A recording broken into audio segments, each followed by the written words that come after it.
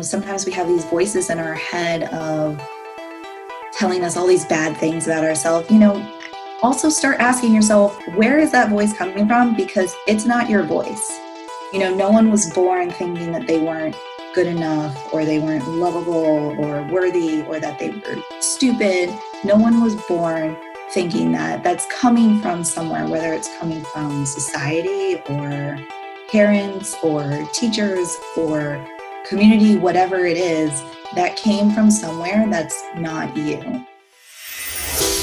Welcome to the Conscious Leadership Podcast, where soulful entrepreneurship and holistic mind-body wellness meet to help you heal, discover your soul's purpose, and change the world. I'm your host, Gabby Ortega, entrepreneur, psychology expert, social media maven, and soulful leadership coach. And it's my mission to empower you into becoming the light leader you're meant to be. Each episode will be diving deep into topics that will help you gain personal mastery over your healing and mind-body wellness, while also giving you practical tips and tools to help you create, market, and scale a heart-centered business around your soul's purpose and life mission. Whether you're in the beginning of your self-awakening journey or a seasoned inner work god or goddess who's ready to step into their leadership as a soulpreneur, this is going to be your new favorite place to be. We know that you don't just want to feel happier and more fulfilled, but you want to deeply know yourself and powerfully step into your life's purpose while creating massive abundance around your mission. That's why I've created this podcast for you, the light leader of the next generation. Welcome home. I'm so glad you're here. Hey guys, welcome back to the Conscious Leadership Podcast. I'm your host, Gabby Ortega. I am so glad that you are here today because I have a powerhouse of a coach and future psychologist. Her name is Amanda Anderson, and she's also a really good friend of mine. So she helps professionals in high-stress environments manage their stress and avoid burnout so they can really serve and lead their clients and their teams and fulfill their missions. And we're really interested in talking today about what's not working in mental health, but we're going to get there. The first thing I want to ask you, Amanda, and first of all, welcome, is what makes you your most light leader self? Hi. Well, first of all, I'm very excited to be here. This is my very first podcast ever, so it's marked in history. I would say what makes me my most light leader self is that I really strive to help people that are helping people, because I feel like it's very systemic problems that happen with clients and that are in the mental health system. And I feel like you can't really ignore the helpers, which often does happen. Because if we're not healing as the helpers, people in that role, then how can clients really thrive? How can we really give quality treatment? And so that's how I feel like I'm my most light leader self, is when I'm helping people in those roles to really deliver that quality treatment, because I feel like that's how you really amplify your effect on the system, on the world, by making sure that everyone that's involved is, doing well and taking care of themselves. This is such a huge thing. And it's funny because actually Amanda just went through the Mastermind program, which is now the Ignite program in the OLA, Om Leadership Academy. And when we did our discovery call, we went off for like an hour and a half about both of our experiences in the traditional mental health system, both very different environments that we were in, but very similar experiences of feeling really clinical burnout, feeling super overwhelmed, feeling unsupported. And it's the more that I talk to the people I support now through the Om Leadership Academy, which are people who are in that space as well, the more I recognize how systemic this problem is, where healers, therapists, people who are doing that kind of work are not being supported by the systems that benefit from their work. And that can't be the case. And also, the clients just aren't the main priority. And for many of us who go into this field, for me at least, that was like my main priority. I wanted to help people and like to realize that not only are you not supported in really helping people, but you're kind of almost like prevented from helping people fully because you're so burnt out all the time and stressed. It makes doing any real impactful work difficult, very, very difficult. And it made me resent the work that I fell in love with, which was really, really sad. So I want to hear all about your experience. How did you become a resiliency coach and step into this role of really supporting other light healers and workers and therapists and those in the service-based industry? Well, it's been a very long road. So I always knew that I wanted to go into psychology. That was really never a question. And when I graduated from my bachelor's, I went straight and got my master's degree, and I got my master's in forensic psychology. And around that time was the recession. So it was really hard for people to find a job. People were just, it was really a time where if you found a job, and especially a job in your field, that was it. You didn't really have room to care about how much they're paying you. Yeah. Things like that. So I got a job in my field straight out of my master's program, and the pay was terrible. I mean, it was terrible. And thinking back on it now, as time goes on, I realize more and more and more how horrible it was that, and this still happens. You have people that have this knowledge, have experience, and they're making pennies, and they're worried. They're even getting second and third jobs. I mean, I know in my doctoral program, there are people, and in my master's program, there are people who are like driving for Uber, or they were taking second, third jobs out, or second and third clinical positions, at different places. And it was like, oh my God, the amount that they were working, it's not okay. Yeah. And I've basically worked in so many different realms of the mental health world. At that time, I thought that if I could just find the right place, that I would be happy there. So I worked in community mental health. I worked at an inpatient facility. I worked as a behavior analyst. I've worked most of my career, though, in corrections. I really love working in corrections.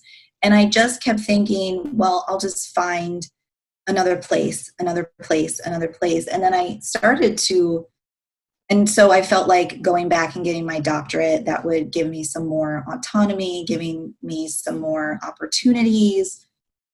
And I just kind of realized it doesn't really matter. Like when you're in these systems where the people in the systems aren't really taking care of themselves, and they're the ones with all the power, and they're the ones making the decisions.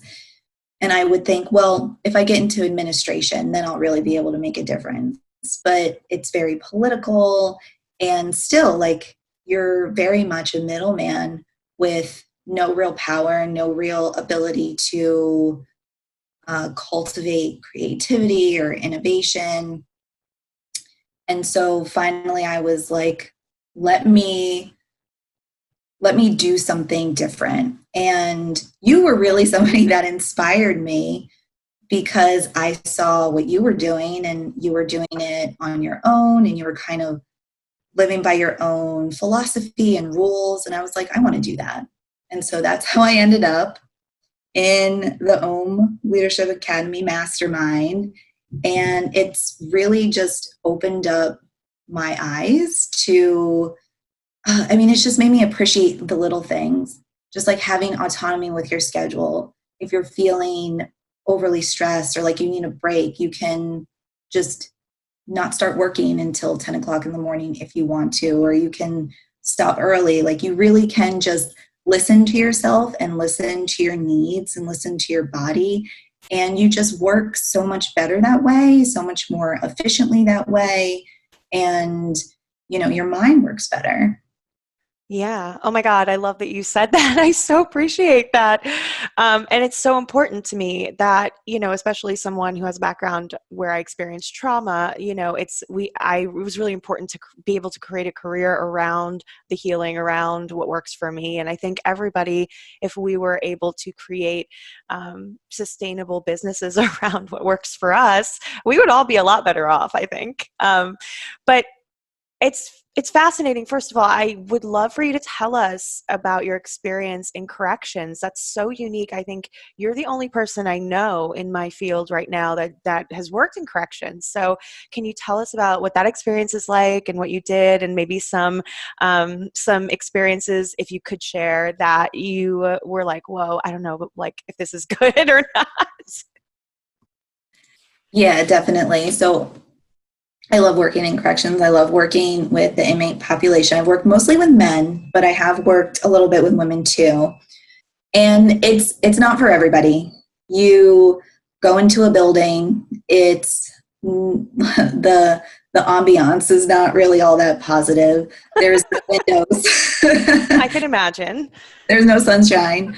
But I think people really have this misconception about people that are incarcerated, and that they're very they all have antisocial personality disorder, and they're all very narcissistic or psychopaths or something like that. And that's really not the case at all.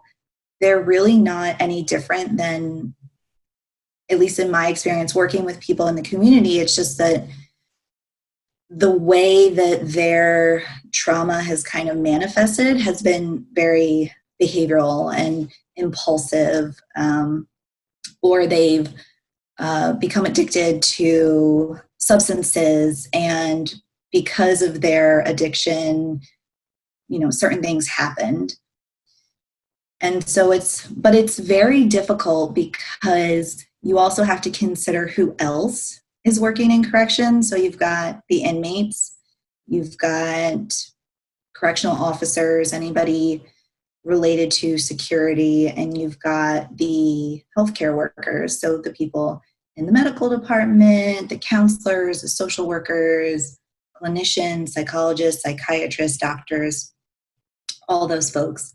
And it's just a very traumatized system. And I think that people don't realize that. And it just kind of all is interwoven, and it affects everyone. But it's something that a lot of people don't want to talk about, because I'm sure, as you could imagine, that environment is not a very, like, if you're warm and fuzzy or touchy-feely, that's seen as a bad thing. Like talking about, it's a very masculine environment, a very cold environment.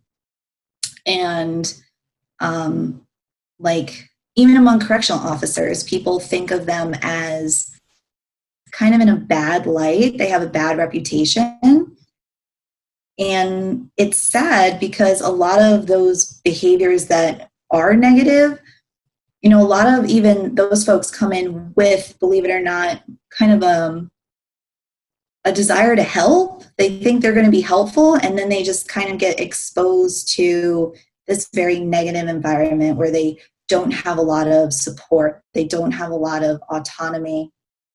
They see direct trauma from violence, and even like indirect trauma, because they hear about these horrible experiences that inmates have had too, just as the counselors do. They hear that information too. Yeah. And then of course the inmates who experience, a lot of them have experienced trauma in childhood, trauma in adulthood before they even became incarcerated. And then they get to prison, jail, wherever, and then trauma happens there. It wasn't even until the 2000s that the Prison Rape Elimination Act was even made. So, wow.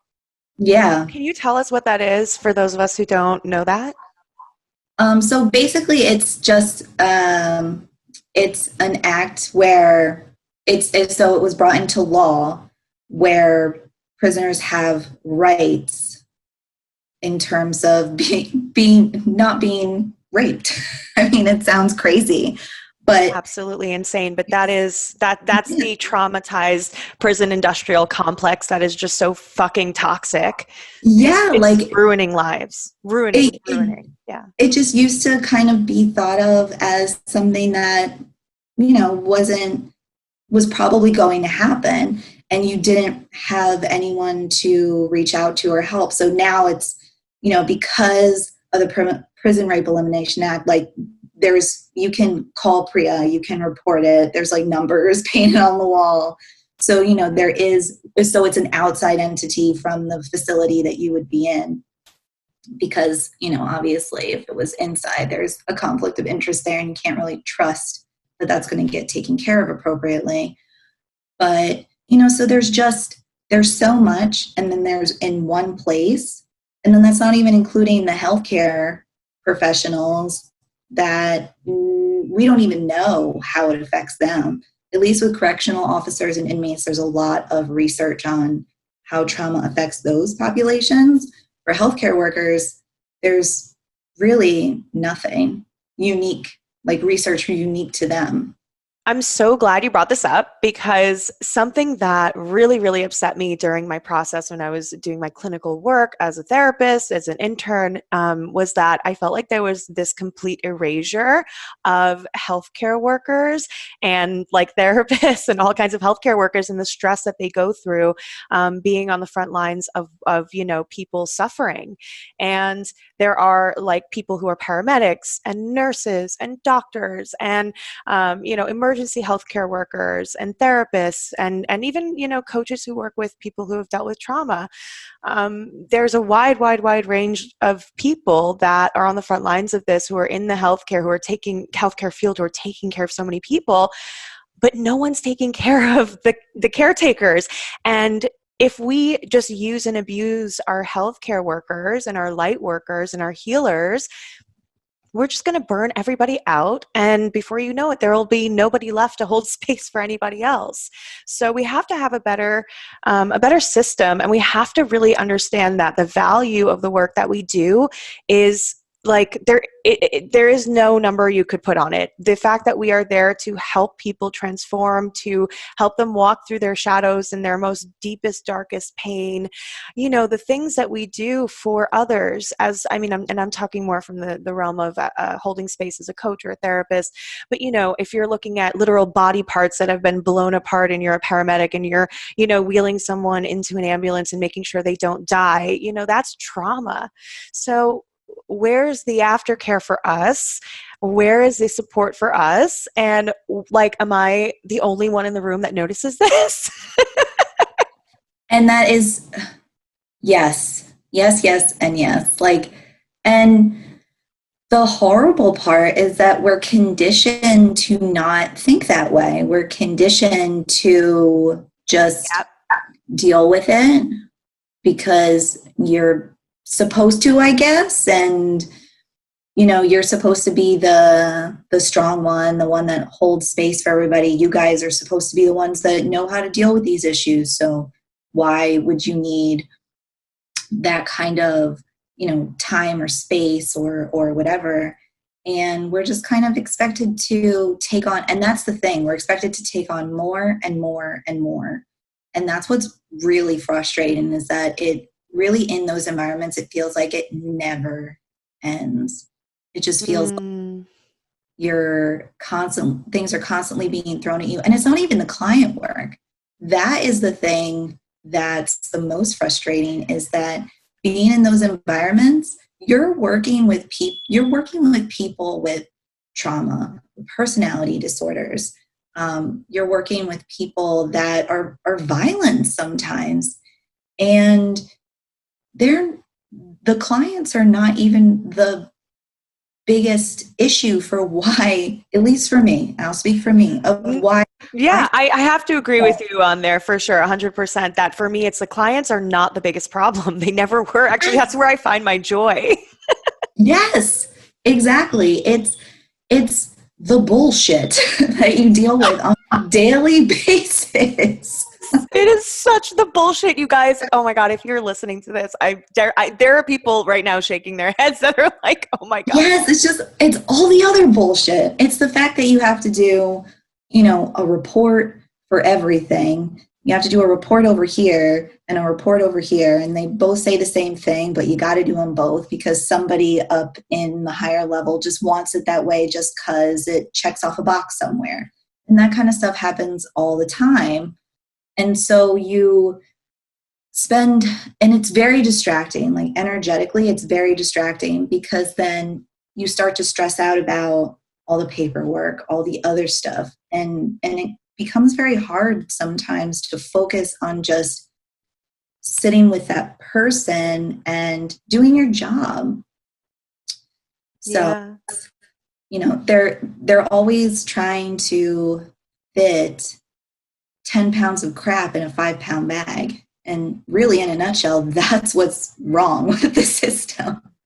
I 100% agree. I think there's a term that my coach uses that I love, Amanda Bucci. She's amazing. Plug for her. But she uses the term energy leaks. Like, where are you leaking energy? And it just immediately made me think of all of the bullshit bureaucratic stuff that I had to do that took away from my ability to really fully show up for my clients, because I was, like you said, totally burned out and stressed because most of my work was like writing these multiple reports that there were better systems, better ways of doing it that no one wanted to do. And then also managing the personalities, because we're not the only ones that are checked out. Directors, supervisors, everyone is suffering in this system. And as a result, we do the bare minimum because we are barely surviving.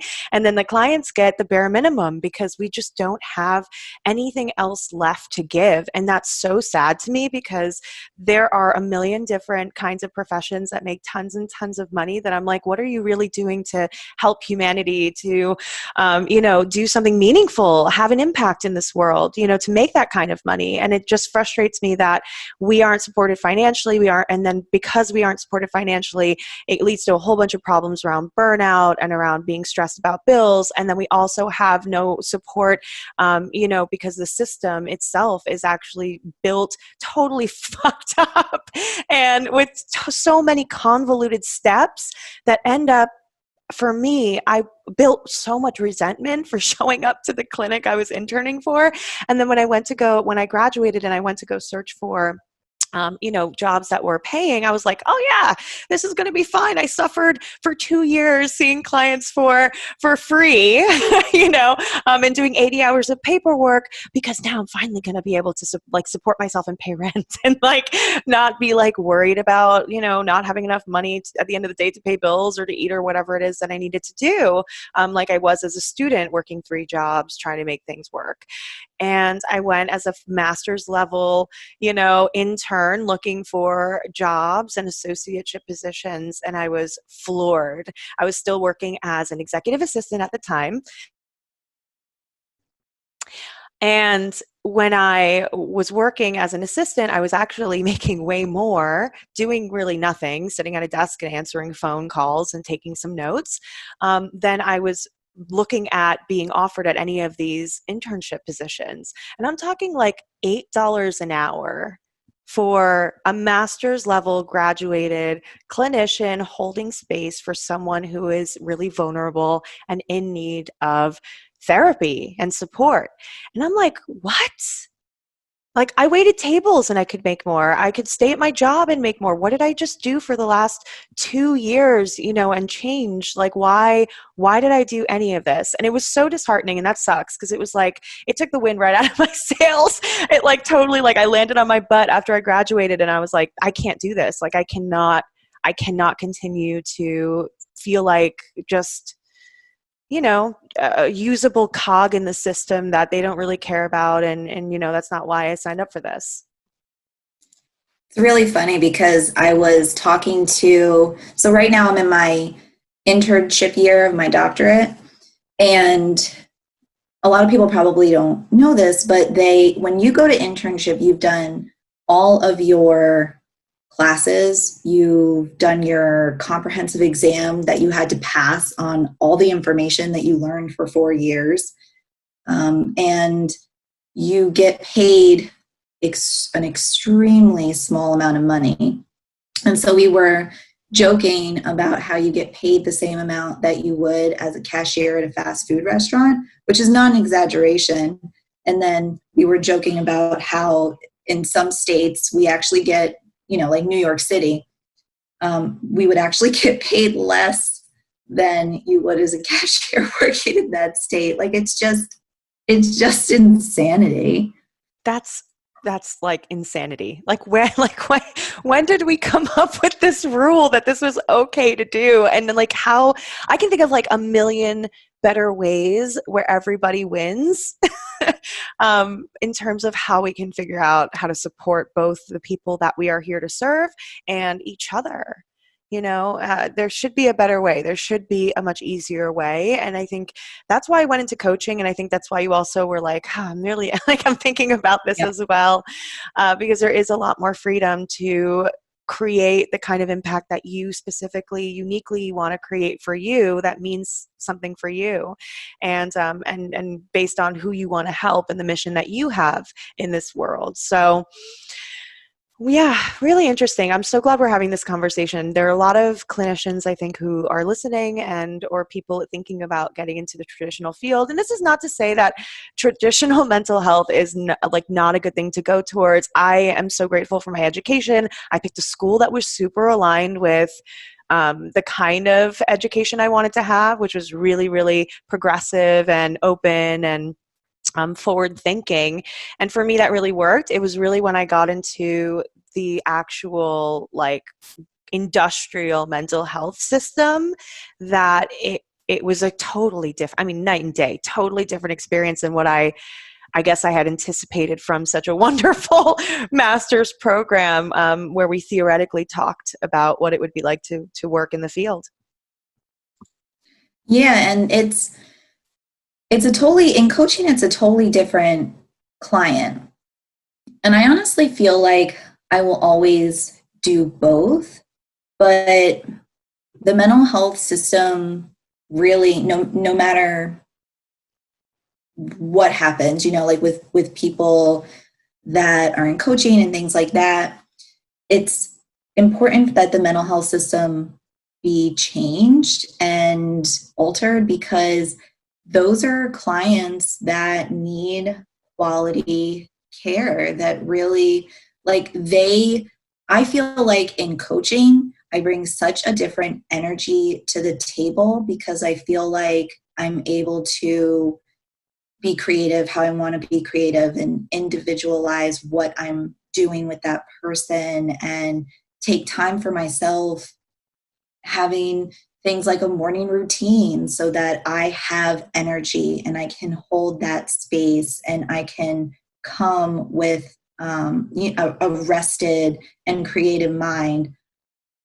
And when you're working in the traditional mental health system, you don't have that. It's go, go, go. It's do, do, do. It's fix. It's let's have an outcome measure so that we can see, exactly what you're doing. And are you doing it on this timeline? And it's just very structured and data driven, which is not bad.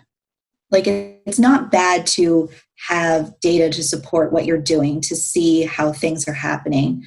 Not at all. But there's just so much pressure on it. It's a reflection. If something's not working, the first thought is not, okay, well, how can we make this better? Or how can we support you as the treatment provider to make this better? It's, what are you doing wrong? How are you going to fix it? And it's really a terrible byproduct of kind of this doing and fixing culture that we live in general. Yeah. And it puts the clients at a disservice because there's always so much pressure and there's always so much stress put on the people in those clinical roles. And you can't function appropriately when you have that kind of pressure on you. Yeah. I know. I definitely can't. No, I'm not with that kind of pressure, for sure. I love the way that you described the difference kind of with coaching and how there's a different client and you feel like you bring a different energy. That's how I feel too. And it's very different. I love therapy and I will probably practice once I get my doctoral and my license at that level. But there is something really refreshing and freeing about the coaching space and what we can do there and the possibilities, and how we can actually become from a much more supportive and empowering place when we run into kind of like snafus or, struggles or whatever happens. I remember, oh my gosh, I would literally like sit in my car and like have a sweaty anxiety attack before going into my clinic if I thought I like made a note wrong and I knew my like director was going to like be talking to me, and this person was super nice. They were not intimidating, but the pressure, like the kind of like nice pressure that they put on me with a smile on their face made me feel like, oh my God, oh my God, oh my God. And just the anxiety around having to perform all the time was really, really stressful. Yeah. So tell us a little bit about resiliency coaching. And so you work with basically a version of you from like, back when you were really burnt out and struggling and stressed within your clinical space. And you didn't necessarily want to leave corrections. You love the work there, but you didn't have any real like support that knew what you were going through that could kind of point you in that direction of self-care and morning routines and getting grounded and all the things that can build resiliency so that we can live and work kind of in a space that is high pressure like that. So let's tell our listeners a little bit about like what is resiliency coaching, what do you do with your clients, and how can we help those that are in this position of overworked but want to stay helping those who really need it.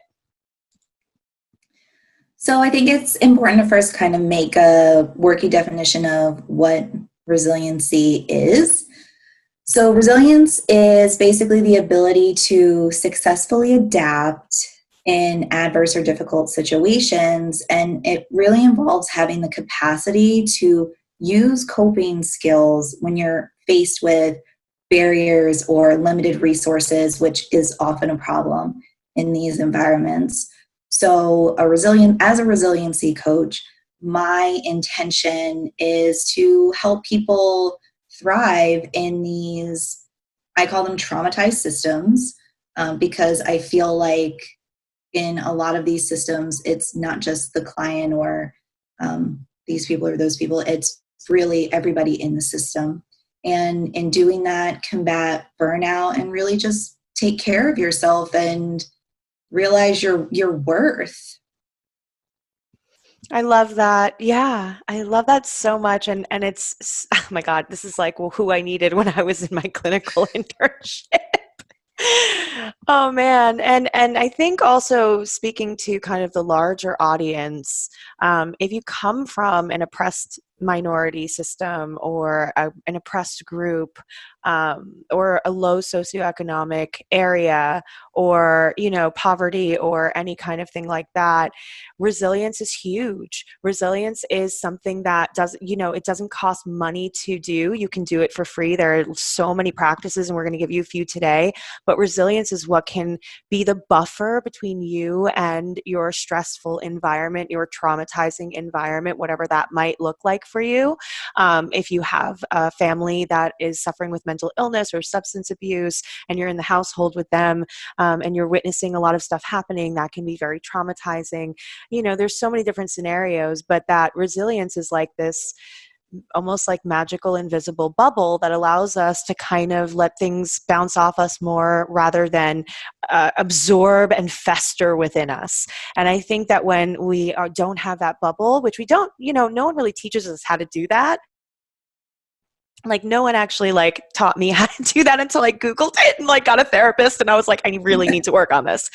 So if you don't know how to work on this, obviously there's like Googled articles, there's like lots of blog posts now about it, YouTube videos on resilience, and of course coaches like you, who can do the one-on-one experience and the group experience and take on people's journeys themselves. But get some support, get some knowledge around this if you feel like you are experiencing a traumatizing environment right now, because, and I think many of us really feel like, especially with world events, and what's happening in the United States, that there's a lot of collective trauma happening. And we're living in both the traumatized system and a traumatized culture.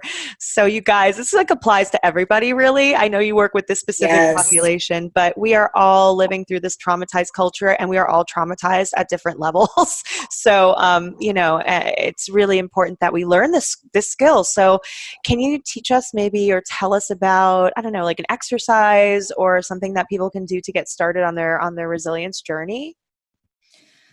So, really, the backbone of resilience is self love. And when we talk about self love, it's really about being kind to yourself, giving yourself a break. I feel like a lot of people are so hard on themselves and very critical. And it's really just, I think an important thing is when we have these very negative thoughts about ourselves, or we're getting down on ourselves, question that. Question, is this really true? And, don't just take it at face value. And really, sometimes we have these voices in our head of telling us all these bad things about ourselves.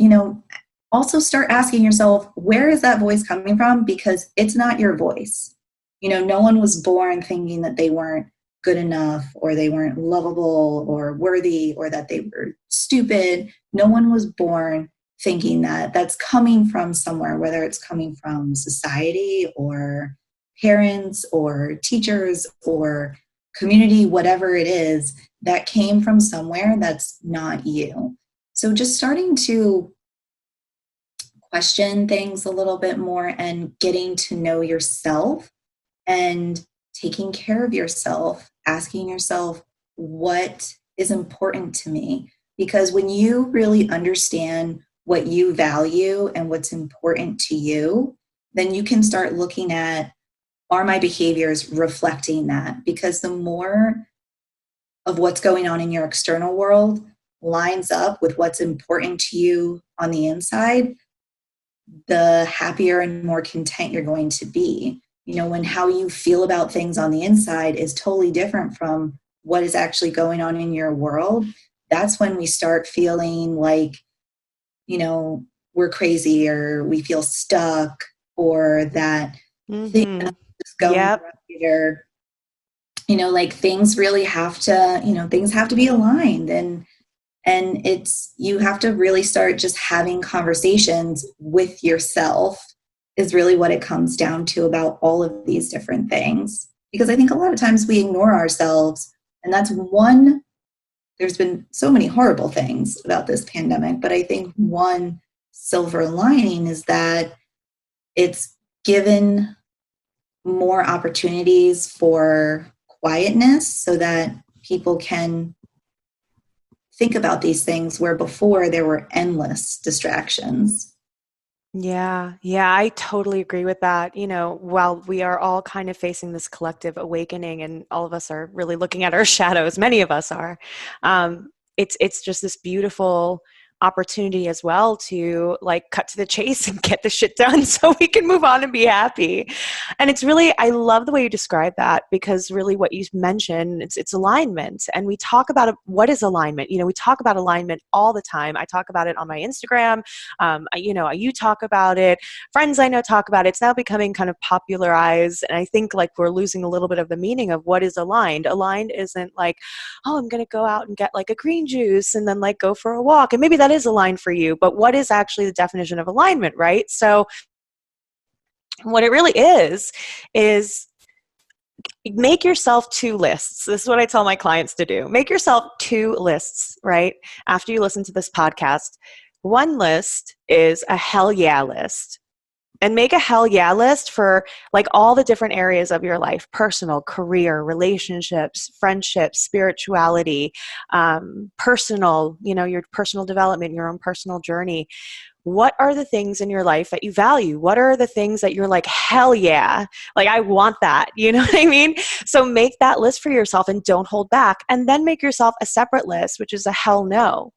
You know, in my, for example, like in my personal relationships, friendships, or partnerships, I value transparency, integrity, trust, authenticity, you know, vulnerability, and the ability to take responsibility. Like self-responsibility is a huge, huge thing for me. In all of my relationships, like you better be able to like recognize, you know, when you need to like take responsibility, because that's, you know, part of the healing process when we have some kind of rupture, right? So those are hell yeah, or those are the things that I like need, right, from friendships. And then there's like the hell no's, right, which is like from my friendships or relationships, I can't have betrayal, I can't have gossip, I can't have negative energy, not meaning like I'm not open to talking about my mistakes and taking responsibility for fucking up, because we're humans, it happens. But I'm not here to be around other people who are trying to tear other people down, and that's their usual MO, you know. And I'm not into, you know, people who exploit other people, or people who are not interested in having deep conversations. And that's just because that's what is in alignment for me personally at this time in my life. Was this me 5 years ago? Oh my God, no. Like I can say my hell yeah list was very toxic. It's a lot of things have moved to the hell no list. Like things evolve over time. But for me right now to like check in, I make those two lists, and then I kind of put them somewhere I can see them. And when I'm thinking about or struggling with a scenario or situation, I look at those lists and I'm like, okay, where does this fall? And if it's like a hell no, I'm just like, I'm not even going to deal with this. I don't need to deal with this. I don't need it in my life. It's probably a bad idea. Like release it, let it go. And if it's a hell yeah, I'm like, okay, so now like I can figure out my next steps, because it is in alignment and I want to make it work. So we never are like persuaded by really anybody else's opinion or outside stuff, because we have these lists of what we value and what we don't want. And when we're really clear about that, and you behave in a way that it is aligned with those values and where they fall on those two lists, that's when you start to feel really good. That's when you start to feel like, oof, I'm free. I feel like this feels good. This is me. I'm happy. Yes. I'm aligned. And that Liberating. it's liberating. It's so It's fucking liberating. Yeah. So I think you guys, like if you're struggling with what is alignment, start with those two lists and really get clear for yourself about what it is that you think is important. And then just say no to the things that aren't. And I think sometimes people don't realize that we have so many areas of our life that we're getting messages of what is supposed to be important, like from society, from our family, from media, and really sit down and that list is so important, because you have to sit down and say, okay, is this really important to me, or did I just think it was important because I'm supposed to? And, you know, when you really think about it, money, clothes, all the things, is that really what's important to you? And maybe it is. And if it is, that's fine. But make sure that that's what's important to you, not just what you have in your mind as important or what makes someone special or successful because you've been told that by somebody else and you've just accepted it as your own.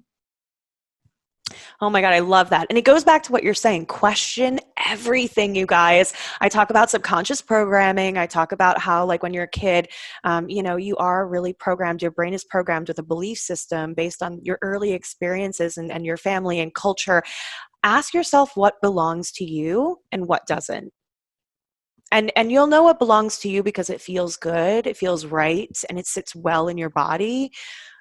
And you'll know when it's not right. You'll be like, ooh, this feels forced. This feels icky. This feels wrong. This feels not good in some way. But recognize what values and what beliefs are yours and what don't belong to you, and give yourself permission to release all that don't belong to you. Yeah, exactly. And I really feel like when you start to wake up, it's impossible to go back. Like once you reach that point of, yes, I realize it and I'm living it, you can't go back. And that's just kind of what happened to me. It was like, once I started to realize a lot of these things, I couldn't go back. I just, Yeah. you feel like you're really living, and you don't, you're lighting up, and you don't want to be dimmed. You don't want to go back to that place where you're not really being yourself, and you're not really kind of living on your own standards, because so many people in this field are so intelligent and have such good ideas. And I feel like people are missing out. I feel like clients, everybody, there's Yeah. people that are missing out because we have these very standardized treatments, and this is what you have to, and it's very what's fast, what's cheap in terms of Yeah. treatment. And Yeah. Or physical location, which I still don't understand. Like, is someone who lives in like one state over a different state really so different that you as a licensed clinician can't serve them? Like, I don't know if you guys know, if you guys are familiar, I'm sure some of you are who are listening, because you're in the clinical space, but if you're not, therapists and psychologists, we can't serve anyone who's outside of our licensed states. So wherever we're licensed, which is a whole like really, really expensive process, by the way, and they don't pay us anything. And then they're like, here, take this $1,000 test and these hundreds of dollars in registration fees. And it's like, where am I supposed to get this money from? Like, if you're not going to pay me from the first place. But that, yeah, we can't treat anybody or work with anybody outside of our space. And really, all humans are humans, right? Like, I mean, culturally, there are definitely differences, and we can take courses and educate ourselves to be intersectional and understand cultural competency. But it's not like they're aliens, like it's like there's yeah, no reason why we shouldn't be able to help people outside don't of even our get me local started area. with that. Mm, It's yeah. crazy. It's crazy.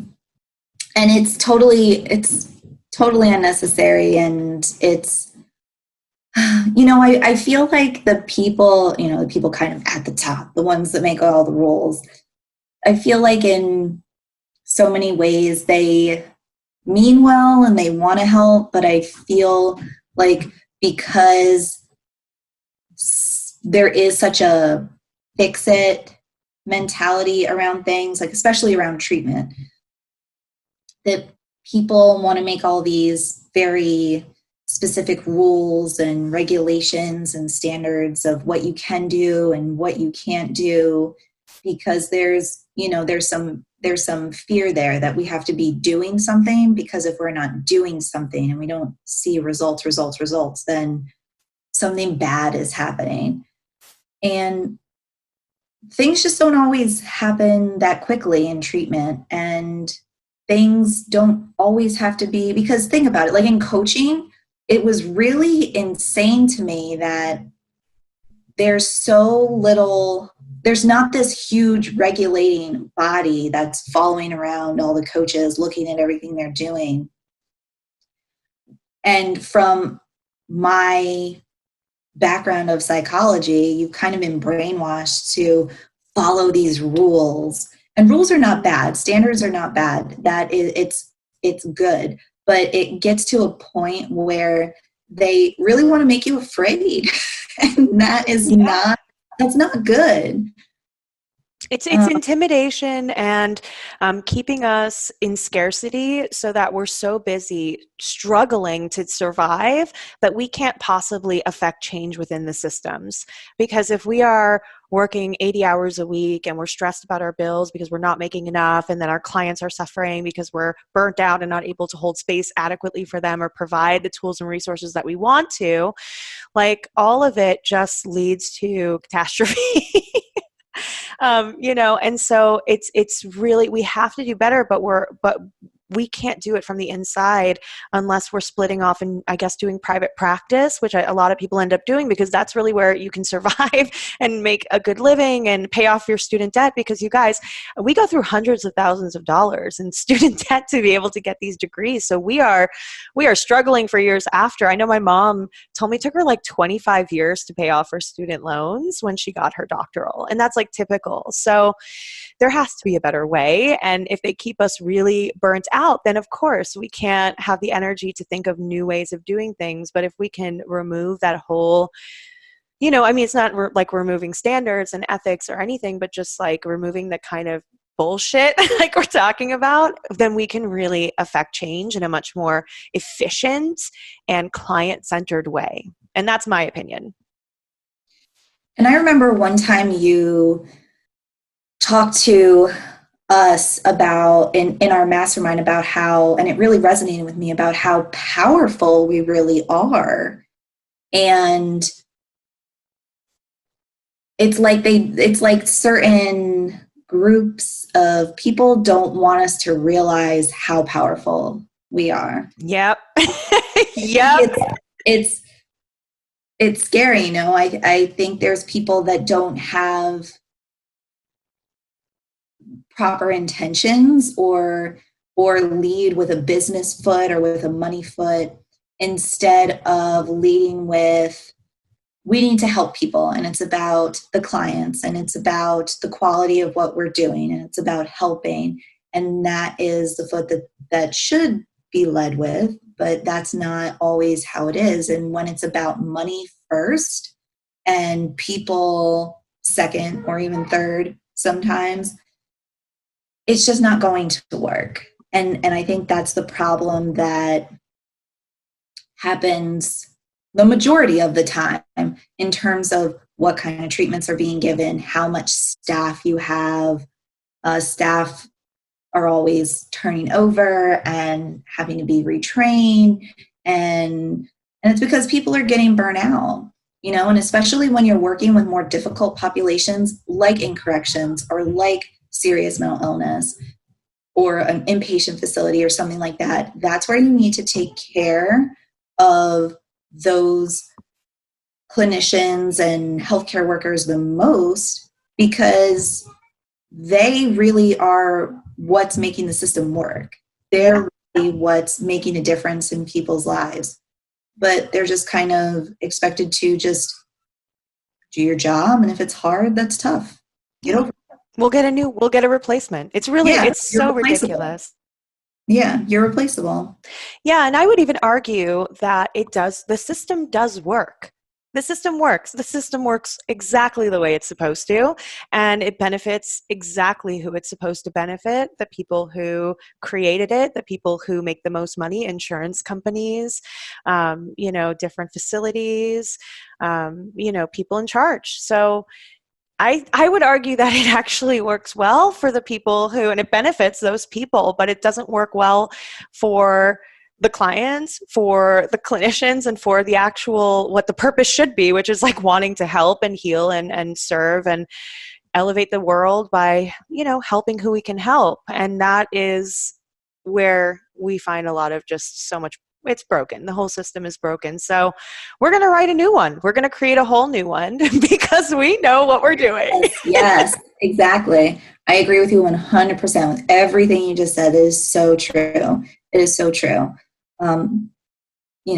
It does work, but it's working for the wrong people. Yeah, definitely. And I also want to present that we can have both abundance financially, and we can lead with that service, lead with wanting to help, and create lots of different offerings that are all different price points and free stuff. Nothing is stopping you from just creating tons of free shit to help people. We can create economies around light workers living in their gifts, which is what I really want to teach people. While not being exploitative or manipulative or ignoring populations that really need our help, we can create something for everybody.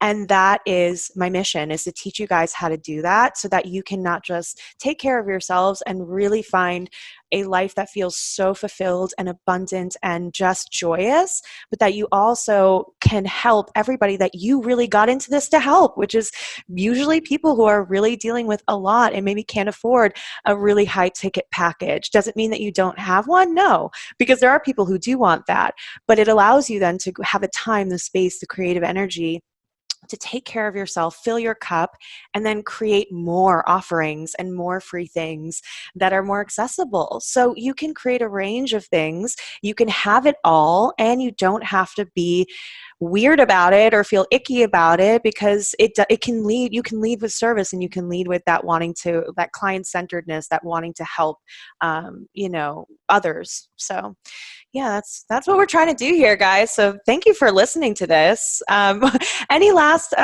thoughts, reflections, or little tidbits of gold that you think our listeners might enjoy? Just, what you were just saying right now just really reminded me of the importance of respecting your energy, because that's, when you are able to do things like coaching, you have more energy to do other things. Like recently I was thinking, because I used to do a mindfulness group when I worked at the prison, and I was thinking, I really, really miss doing that group. Maybe when things calm down a little bit with COVID and everything, I'll contact the people that I know there and say, maybe I'll just do it one evening a week voluntarily. And I was like, you know what?